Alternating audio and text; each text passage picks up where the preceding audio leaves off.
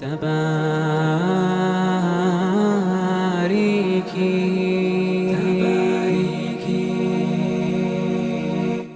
of the problems that we have today is that we're not communicating with our own selves. We are so out of touch with ourselves that we don't really even know who the person is that is within this body, this physical form that we have.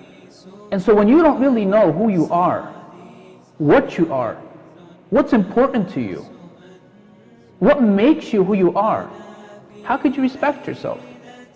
How could you handle yourself with care? How could you look after what's really your best interest? So we need to be in touch with ourselves, and we need to be merciful to ourselves. Let both of the men and the women look to see what is it that they're really searching for in life. What are some of the best qualities that I could say about myself? That I'm loving, that I'm compassionate, that I care for others, that I have integrity, that I have a great personality, I'm humorous, I could also be serious, that I'm disciplined. What am I looking for then? When you have an idea of who you are, what you are, then you can look at the other person and say, you know what, these are the things that are most important for me in that person, that woman, or that man.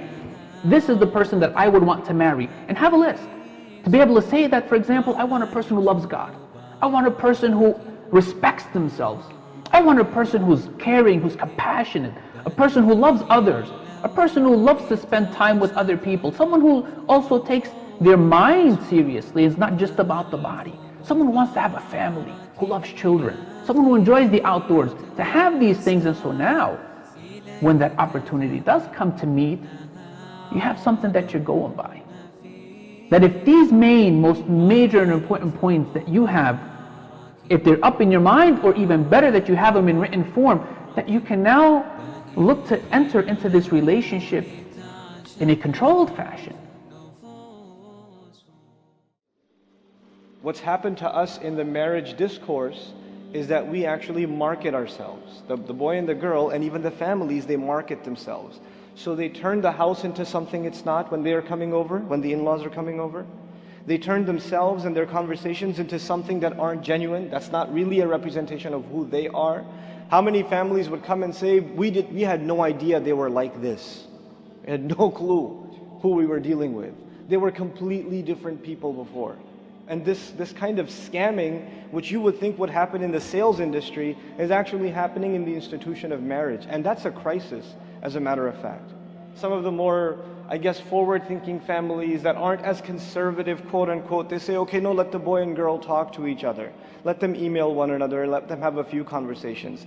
But at this point, both of them are so, blind, and they're so interested in just getting the celebration and the new dress and the gifts and all this stuff. They're so caught up in the hype and all the congratulations they're getting and all the phone calls and text messages that even when they talk to each other, it's actually empty fluff conversations.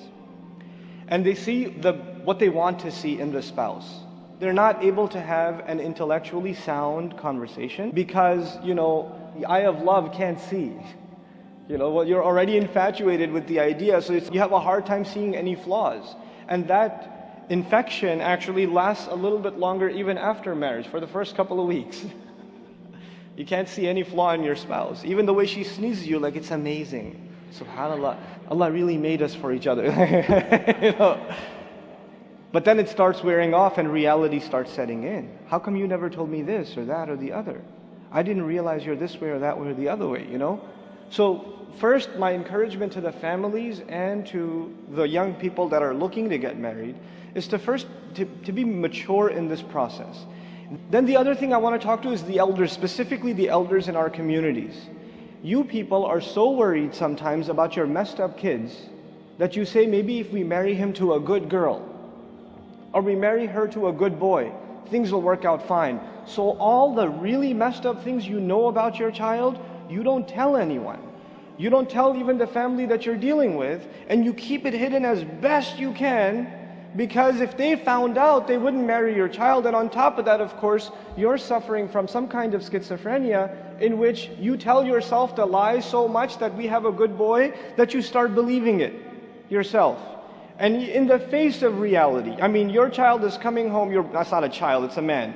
your son is coming home at 2, 3 in the morning, he can't even stand up straight. Oh, he must have been making tahajjud. The tafsir seminar must have been late, or come on.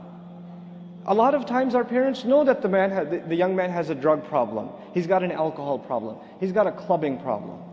And this is the reality of like the lack of foundation in many marriages.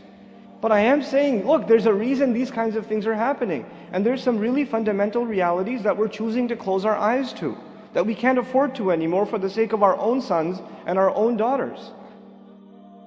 The Prophet ﷺ simplified it, where he said in an authentic hadith, he says, when there comes to you that person, that suitor, the male, you find in him, in his religion, in his understanding, in his practicing of his religion, of Islam, and in his manners and character, that which pleases you, then marry them to your daughters, marry them to your sisters, marry them to those that are under your guardianship whom they've come to ask for. If you don't do it, there's going to be some serious problems and corruption. That's how simple. He didn't say if there comes to you the doctor, the engineer, the businessman, that if he has this much money, or that if his age has to be like this or like that. And understanding the issue of deen, naturally the person's going to have to be mature. He's going to have a sense of responsibility and accountability and discipline. He's going to have to be physically also mature.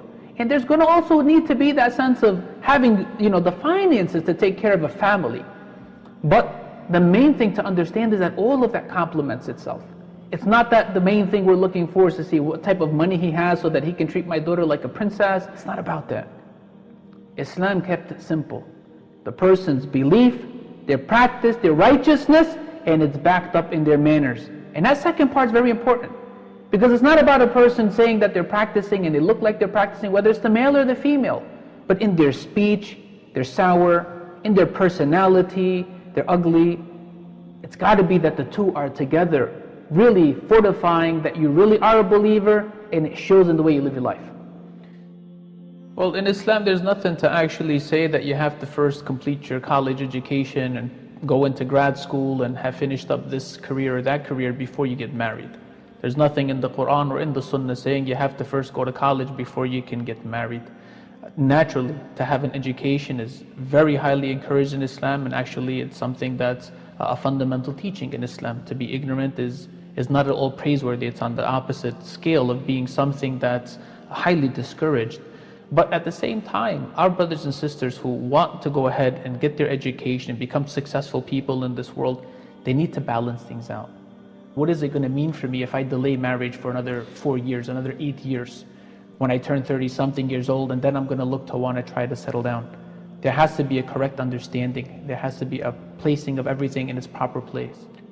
Islamically, we're supposed to love our parents and we're supposed to respect them, but at the same time, the parents are supposed to really recognize that they should be more interested in what's best for their kids, and the way that they may perceive the better person to be for their wife or their son, or a husband for their daughter. It may not really be what their son or daughter is looking for.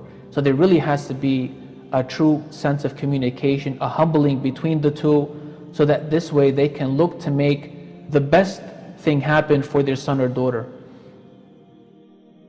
And this goes back to some of the standards that people hold in place for themselves. Where a girl, for example, who's very sensitive of her age says, I cannot marry somebody who's younger than me. And in doing so, she perhaps maybe excludes the person that would be the best husband for her. Or likewise, a husband who, the man who's looking to marry, but he doesn't want to marry somebody who's outside of his race, outside of his culture. So every time we look to limit our selection by self-imposed restrictions, whether it's age, whether it's culture and race, whether it's socioeconomic status of the person and educational level and so on and so forth, if we're not going to be looking at the core criteria and qualifications and we base it on these issues, then we're really harming ourselves and we're not in any way adding anything positive to this process of finding that right person. When somebody has in their head a fairy tale that they want to make into a reality, Yeah, waiting for that knight in shining armor to come sweep her off her feet, or waiting for that Hur al-Ain to descend from heaven that's going to be your Mrs. Perfect, and so on and so forth. This is something that has actually done a lot of harm to the relationships of Muslims. When they take Hollywood and Bollywood and try to make that into everyday living, they're actually committing a great injustice against themselves. Because when it comes to the physical things, yes, there should be physical attraction. She should be, attractive to you. He should be attractive to you. But to, at the same time, look to have the best of all these different qualities in a person. So we need to really look to put things back into a proper perspective if we're going to look to try to really be true to ourselves, and at the same time have a fulfilling relationship with whoever it is that this marriage is going to take place with. Love is a quality that is from Allah Azza wa Jal, as His name is Al-Wadud, the most loving, the most loved. And the Prophet ﷺ, may Allah's peace and blessings be upon him, he taught us, marry the women that are both loving and that will bear many children. So to find that wife and that husband who are going to be loving and are going to have those qualities, it's from Islam. But let's understand it in the proper context. It's not that you're going to have this person just from the beginning, you're going to feel this love that's going to sweep you off your feet, and that you're going to have this romance and passion the way that, whether it's movies or romance novels, the way that they portray it. That's really, in essence, the other L word, the four-letter L word, and it's lust. It's not really love. There's a big confusion between the two. Love in Islam is a required quality, and it's one of the things that Allah subhanahu wa ta'ala, that He says in the Quran, from His miraculous signs is that He has created for you spouses just like yourselves, and that He has placed between the two of you love and mercy. So these are qualities that we need to have, but at the same time we need to put them in the proper perspective and understand it's not lust. It's not falling in love with the person's complexion and how handsome he looks, or how beautiful in her body shape and things of that sort. Love is a quality that really, through the relationship with time, after truly getting the ability to know one another and having the relationship established on the right principles, that's something that exists, but it's further nurtured and cultivated, so that it truly blossoms to what it needs to be through that relationship of marriage. There's fear within these individuals that's preventing them from taking that step. And that's the thing, they have to make that active decision. If they're making dua to Allah, they need to then allow Allah to guide them in the right direction. And part of that right direction is looking to have clearly what you're looking for, and then looking to get the proper methodology of finding that person.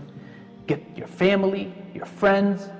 And these things, honestly, when it comes to the cultures of different Muslims, these are some of the conflicts that take place, because normally in the countries back home, it's something that a lot of times there's still people that their parents are deciding for them who they're going to marry. Definitely, in order for someone to get married, they need to be stable. Why? Because you're now moving into a different stage of life. It's no longer you worrying about yourself or maybe living under the roof of your parents. This is now you starting your own family.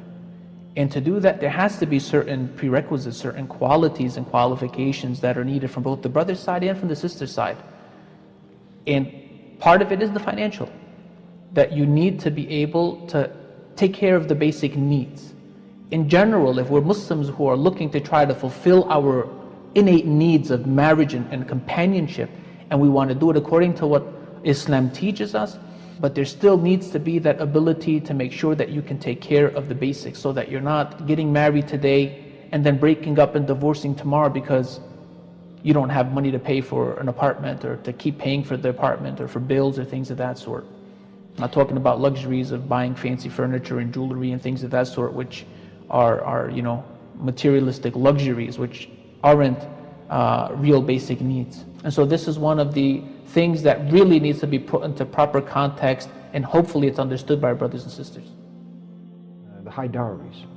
The dowry, the mahar, basically the gift that is given to the wife by the husband. Sometimes you'll have the illusion that you're actually purchasing the person instead of actually marrying them. And that's just the dowry. And then you add on top of it all the other financial requests and obligations and burdens of jewelry and furnishings of an apartment and home and this and that, and the ceremony itself, it's just mind-blowing.